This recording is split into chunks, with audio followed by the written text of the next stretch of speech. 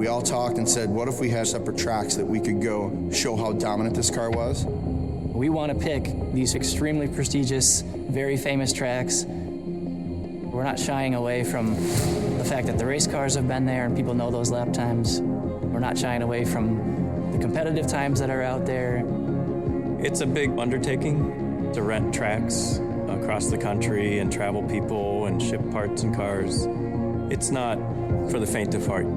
We want to set the bar extremely high. We're not trying to make this easy on ourselves. As development drivers, we don't do this stuff that often. Most of what we do is you're purposely leaving some capacity in the car, right? You're trying to remember, here's the issues I had, here's what I need to go fix. It's very different when you're trying to do a fast lap, and every 10th matters. It's got 1,000 horsepower. It's got the most downforce we ever put on a Corvette. We created a monster. Balancing development driving versus outright pace driving, it's something you have to learn because you want to drive underneath the car. You don't want to drive at the maximum effort of the car until it's time to do that. There aren't many times where you get in a car and just run a lap record. But given one chance, you do get that opportunity to full send.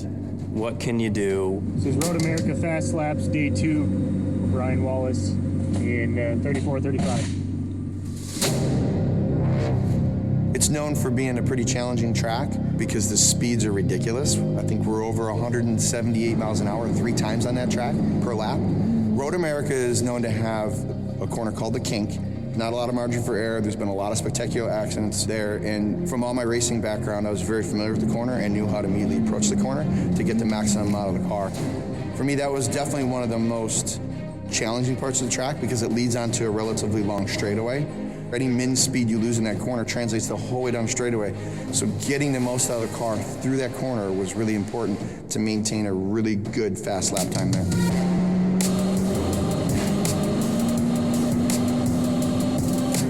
What the ZR1 did for me to go find that 5.2 seconds above and beyond the record, the amount of downforce this car makes on the high-speed corners and the approachability and everything we did in the setup of this car to make it approachable, it only took me 3 attempts. And on the 3rd attempt is when I ran the 208.6.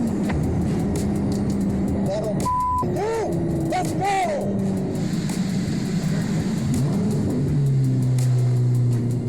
With Watkins Glen in a car that's this fast, it ends up falling to a lot of rhythm.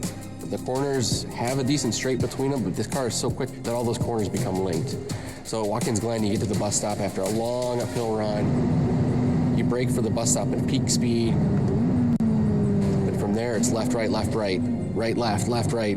And the straights between turn 6 and 7, they look long with how fast it gets speed. You exit turn 6 and you're immediately into turn 7. You get out of turn 7, you're up over the hill and you're immediately into turn 8.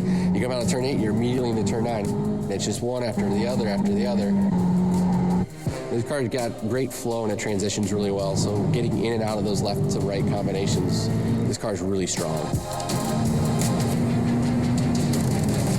This is Road Atlanta Fast Laps, Day 1, first attempt in red car, Chris Barber driving. Road Atlanta is probably my favorite in the country. There's some very fast sections. The track is known for challenging cars with big power. There's 2 corners that really shined for the ZR1. It's turns 1 and turn 12, which are both extremely high-speed right-handers. Turn 1 is a somewhat blind turn-in. You have to go in committed to the speed, and then it's a huge confidence corner where you just really need to know and trust that the car is going to stick. It's very similar with turn 12, which is probably their most iconic corner. You're coming up a very steep hill, and you go under their bridge, which then drops downhill quite a bit. So it's this blind uphill that's pretty much at max lat. You drop over the hill crest, down the hill, and you're basically looking right at their building and a giant wall. That's extremely intimidating.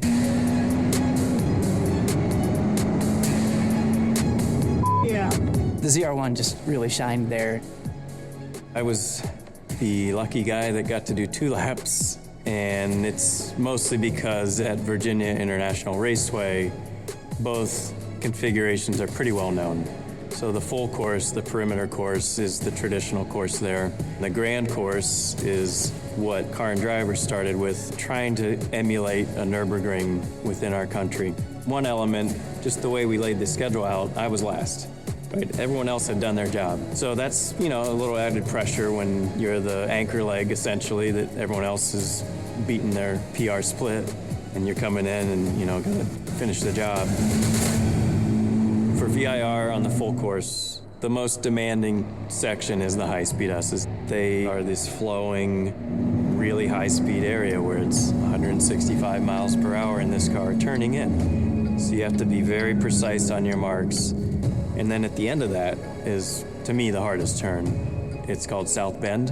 And so to set that up, you have to get far enough right coming off of a right-hand turn. So you kind of have to pinch the exit but not give up speed to brake quickly and then turn in on this off-camber, really fast turn. So I was really happy that when I looked at the data, this car never dropped below 100 miles per hour there, which is something significant. You have to turn in with confidence.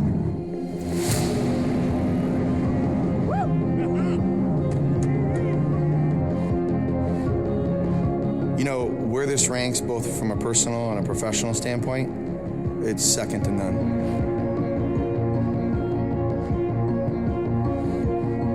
Mission accomplished. We went 5 for 5. These are obscenely big gaps that we just threw down on every track we picked.